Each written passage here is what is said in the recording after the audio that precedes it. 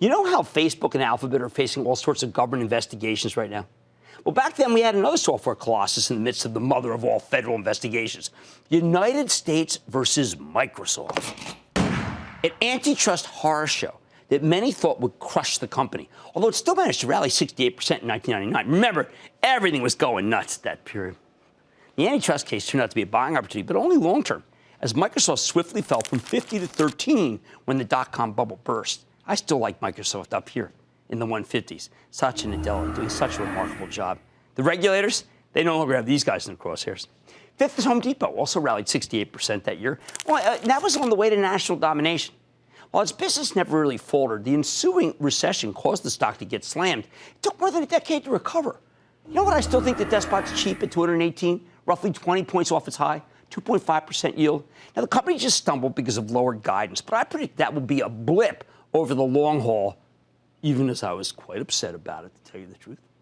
Sometimes you get these moments where tech shines so brightly that it dominates not just the NASDAQ 100, but also the S&P 500. And the period after the Clinton impeachment was one of those. The leader, Qualcomm, which rallied an astonishing, I know you won't believe this, but you had to live through it, as I did. It was up 2,619% in 1999. That's what a 3 to 88 run looks like. Talk about Icarus. This darn semiconductor stock fell to 7 not long after that. It took about 20 years to get back to that lofty and definitive top. Qualcomm has always been a creature of improving cell phone technology, and now it's 5G that beckons. With the stock selling for 14 times earnings, sporting an almost 3% yield, this makes no sense to me. I think the stock should be much higher, especially after that terrific quarter that Moo, which of course is Micron, just reported this evening. S&P's second best performer in 1999 was VeriSign, up 1,192%, which made perfect sense because it's a domain registration company, and there was a domain name gold rush back then. Guess what?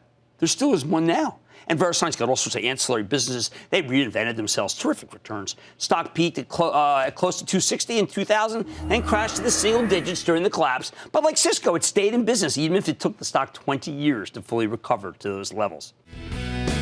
Don't miss a second of Mad Money. Follow @Jim Cramer on Twitter. Have a question? Tweet Cramer. #MadTweets.